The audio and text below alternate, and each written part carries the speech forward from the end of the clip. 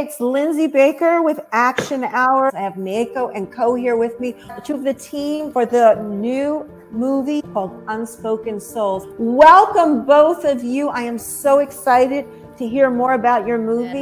From the beginning, we are interested in elephant, but and then we make a story for the elephant for Japanese TV, and then the 2009.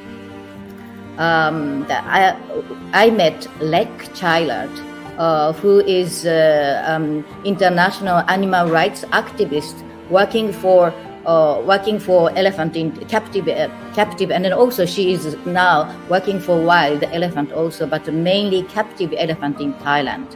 And then 2009, when I interviewed her, her personality and then her passion to protect elephant and then animals was so strong. After that, we met her 2020, just after the COVID pandemic hit the country. I met her for the interview to Japanese national broadcasting TV program. And then we got to know how the elephant situation and then also unemployed elephant takers caretaker situation was so hard. Then we start to think what we can do in this quiet time, and then we realized maybe make a documentary film about elephant and her activity. And the beginning of 20th centuries, or even a little bit before, logging was quite popular, getting more and more popular in Thailand.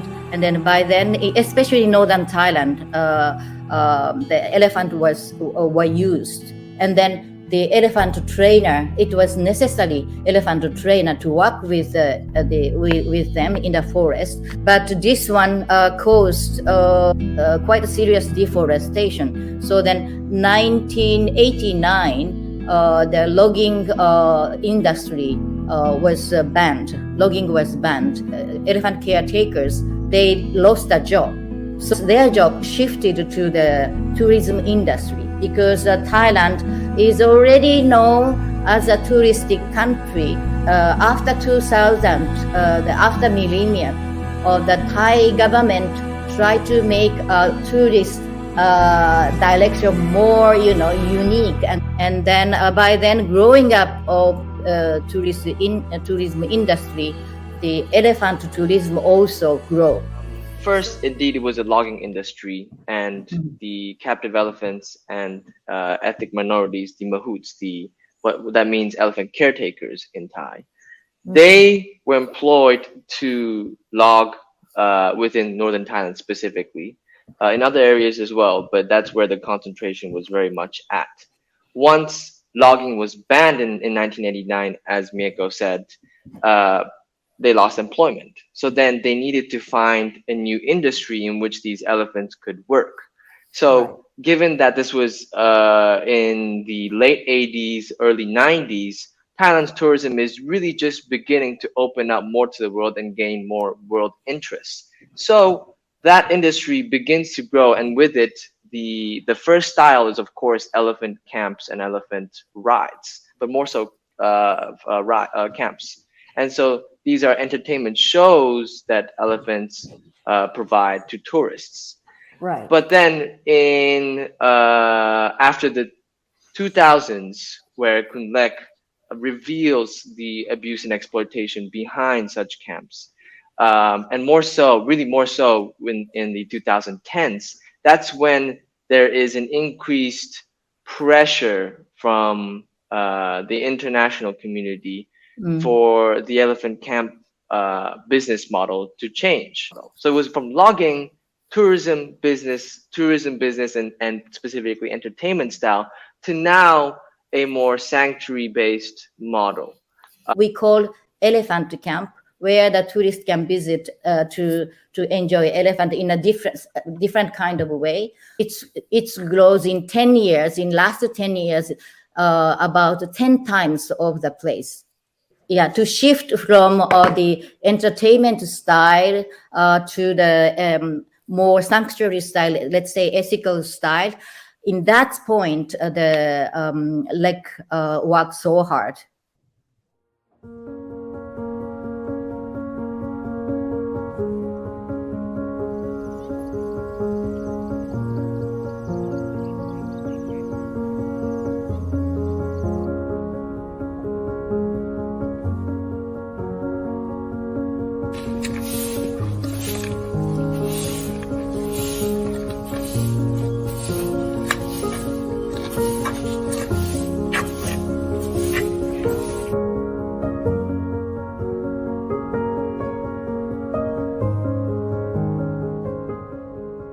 We want to bring the nutrition for mother. As long as if the mother get the good nutrition, she can pass to the milk for the baby.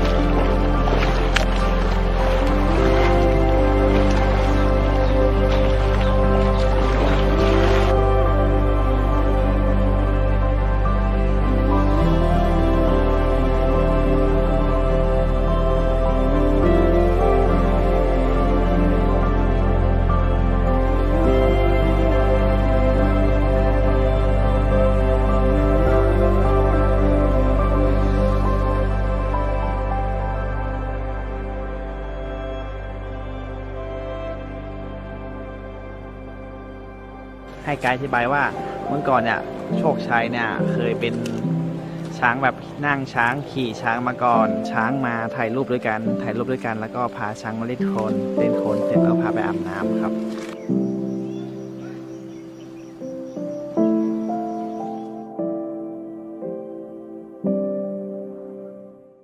So then this one is some part of the our film Unspoken Souls.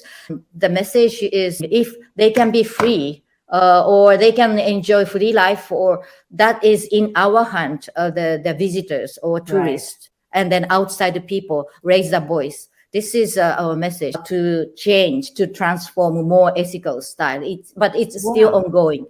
It's still ongoing. So it really does help when people take a stand and speak up, particularly people in the Western world. But can you kind of give us a sort of account now of where it stands? That is a good question, and then I think it is not me who can answer, but I sometimes ask Lek or Lek's staff, and then they said it is not very clear because of the COVID, and then also some elephant camp closed, and then many are moving, and then some new small one is coming out. So then there is no clear statistic in northern Thailand, where Lek are very based, about 60% they shift to the ethical styles, around 60%. And then, but whole Thailand, they said they are not sure yet. They have to see. And one more thing is the Chokchai camp. They used to be the lucrative, of the entertainment camp. But after the owner passed away at the beginning of this year, then his son is now managing.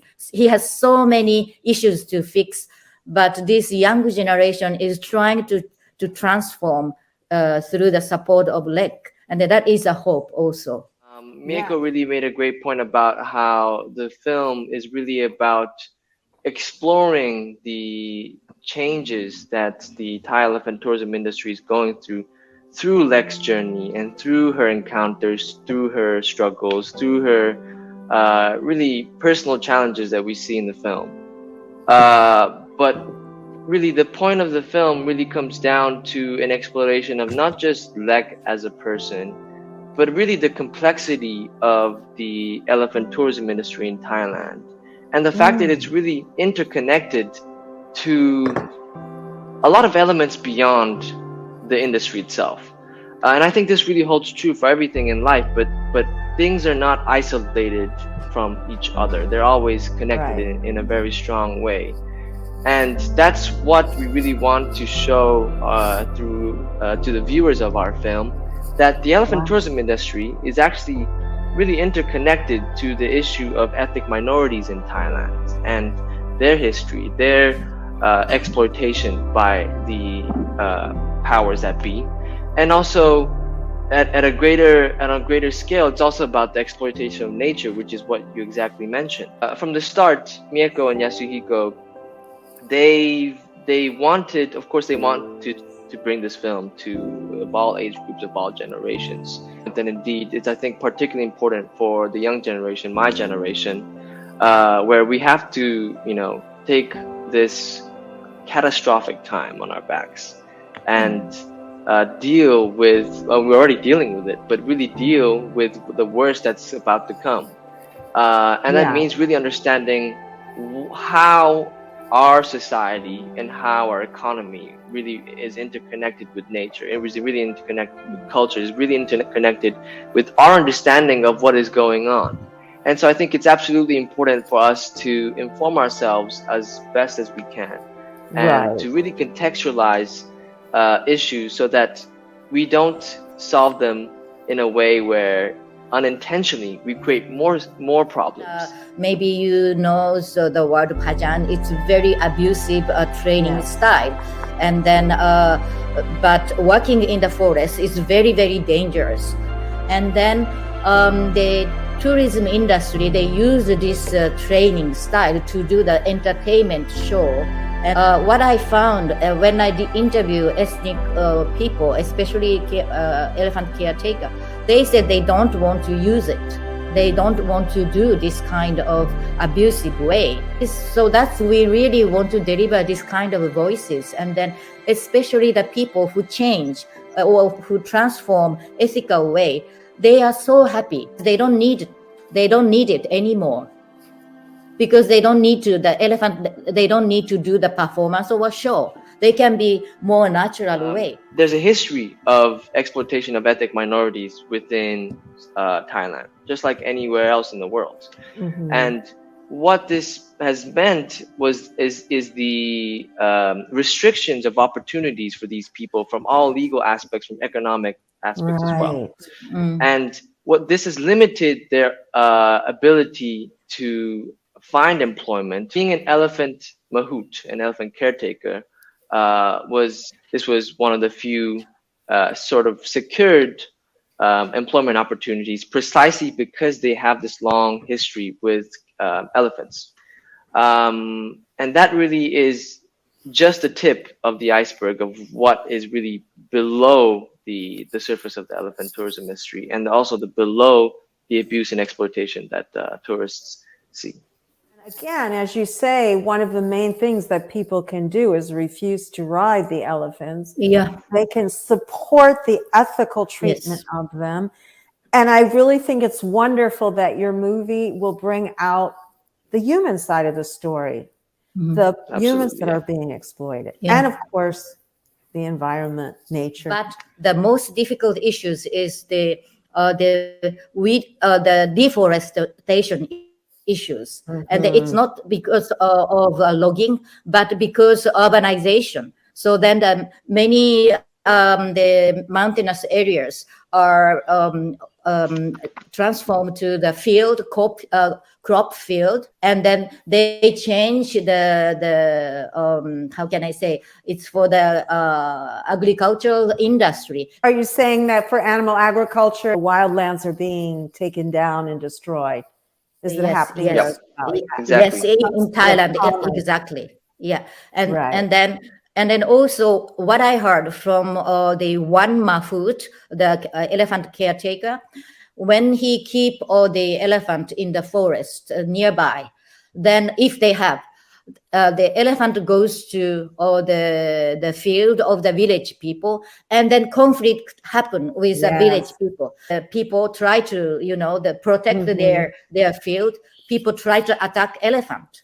So these kind of things happen during the COVID a lot, the pandemic a lot. In Thailand, or let's say the Myanmar, Thailand, Laos, this Southeast Asia, we have many ethnic minority people, and then Kalen people in Thailand. Kalen people, they are the biggest group of ethnic minority people in terms of the population, and then their culture is I really, to be honest, I really respect their culture, because they really know how to deal, how to live with the nature, and then they respect the nature very much, and then they try to protect the nature in their community. For example, for harvesting and planting rice, they help each other in the community, people, without paying, and then. It's really, I was amazed, and because I asked him, the owner of elephant sanctuary, he has a rice field, and then I asked him per day's work, how much do you pay? And he said, no, we don't pay, we help each other. So then other people need the help, we go there. So that's kind of the reciprocity, and then also respect each other. We lost. I found we lost in our urban life. And then another thing is they try to protect the forest. They know very well about the forest, and they have a wisdom of nature. But because of the urbanization, they are losing this. It's really sad. In the village, most of the people are aged people and the children, so they are losing their culture. And but in the film, we will introduce in a small village, a small community of Karen people, and then where Karen Elephant Home is a elephant sanctuary, small scale elephant sanctuary. We will show their life, how they help each other, how they take care of the forest, and then also how they take care of the two elephant. That is so wonderful. I just want to add an anecdote, because hearing Mieko talk about the importance of nature to Korean people just reminded me of this one encounter that we had with his name is Song Chai. And Song Chai is a mahout, and he takes care of one of the bull elephants at Current Elephant Home. And I was interviewing him, and I asked the question, what is most important to Karen people, Karen culture? And given my very limited knowledge at that time, and still limited knowledge of Korean culture, I thought he was going to say something along the lines of rice, because rice is indeed a very important source of inspiration, also just in terms of food security within not just Korean people, but just in Asia in general. Rice is absolutely crucial, just as wheat is in Europe and America. Yeah. And the answer he gave was simply wood, and specifically just wood. And I was a bit puzzled, and then he goes on to explain that wood is absolutely crucial, not just because it is a vital resource that Korean people need to build infrastructure, but also precisely because if you protect wood, and I think here he means trees, then you're able to protect basically one of the lifelines of nature, because protecting trees means you're not only protecting wildlife, but also water, and preventing disasters such as floods, which we are recently seeing a lot all over the world. And also just last month in Thailand, we had some serious floods. And also Elephant Nature Park, where Lek works, also had a flood. So Korean people, their culture, the core of it is indeed to live in harmony with nature. As far as sanctuaries, obviously it appears at least sanctuaries would be the answer, and that tourism could continue, but again, the animals would be viewed in areas away where they could be left alone. People could observe them from afar. How many of these types of sanctuaries exist in Thailand now, if you have an idea? The northern Thailand is the Elephant Nature Park, which was founded by Lek Chailert. And then also in the south, we did not go there. In Samui Island, I heard they have the similar things. And then, but in terms of the scale, and then also the very ideal the style, I can say the Elephant Nature Park, and then maybe a few more, and then, but in the small scale, please don't forget small scale elephant sanctuary. They have only 2 elephant or 3 elephant, or let's say 5 elephant. They are doing very well, and then they are trying to make ethical style, and then those small elephant sanctuary, we have a lot. They are quite inspired by Lek's policy, Lek's philosophy. And then I have to mention Lek also. She came from the Khmer ethnic tribe. She knows very well about nature, and then so then she can work those people. That's very, very strong part of her. So then small elephant sanctuary is growing now. Well, that's wonderful. It doesn't matter the size.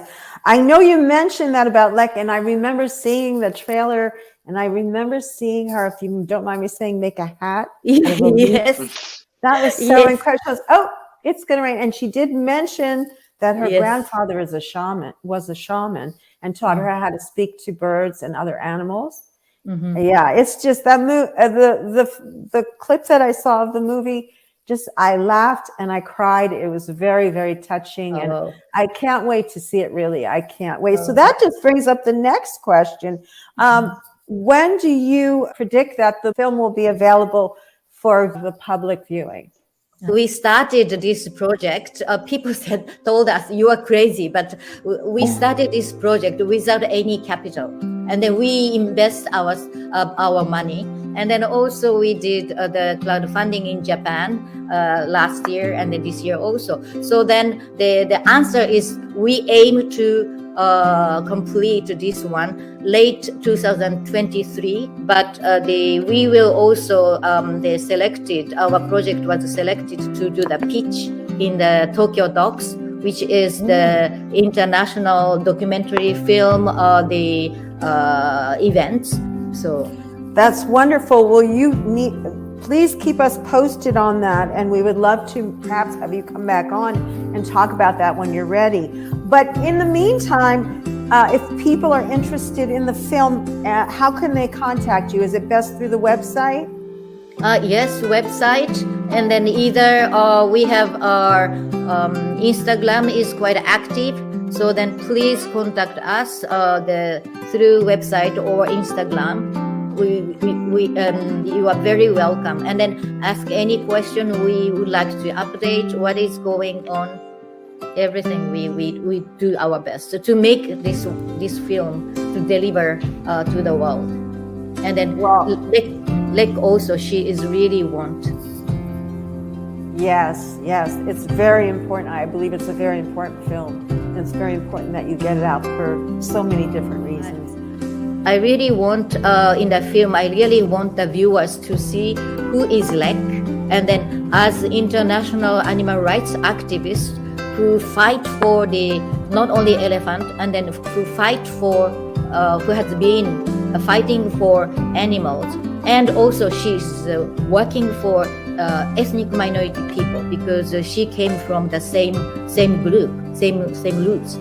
And then also we really want to show, and then people to show the viewers her face, different face from international animal rights activists, which is she admires nature. She has a lot of knowledge about nature. That's part linked to our theme of nature. So then I really want the people see through her life story to access animal, ethnic minority people, and the nature issue. Okay, Ko, your turn. Yeah. What I'm seeing and what I'm really learning is the interconnectedness of not only nature, but also I think a lot of the viewers' life as, urban citizens, and that connection to rural life.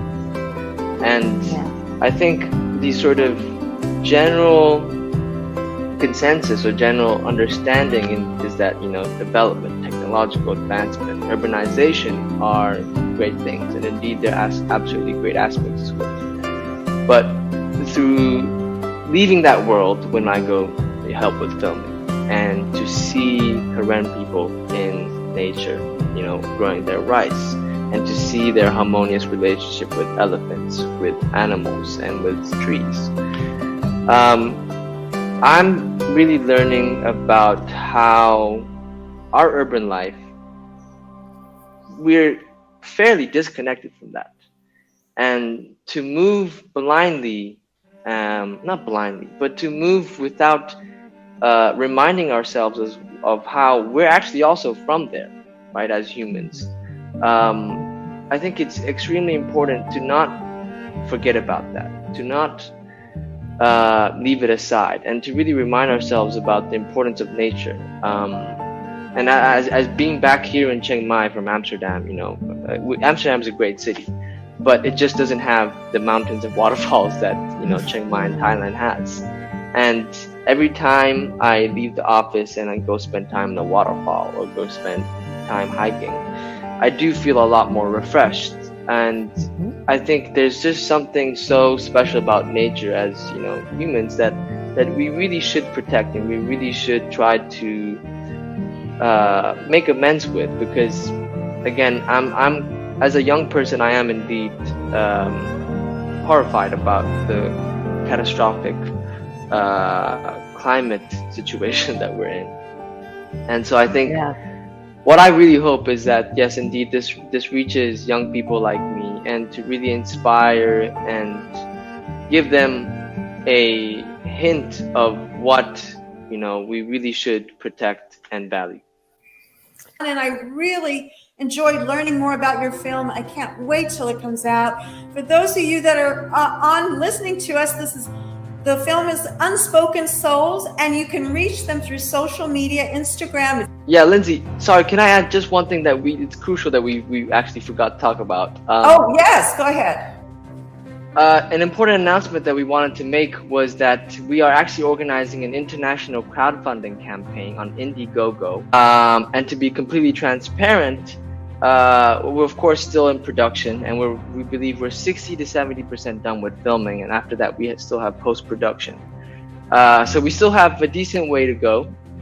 And this means that of course we still need funds to complete and bring this film to the world. And so we are organizing a crowdfunding campaign with a funding goal of $70,000 US. Yeah, we would love as much support as your viewers can bring to really make this film possible and to really bring this story in that we really believe in, that we've really spent a lot of time investing in, to tell the story and bring it to the world. And we would just like to ask everyone for support if you can. If not, then please just share, spread the word about our documentary,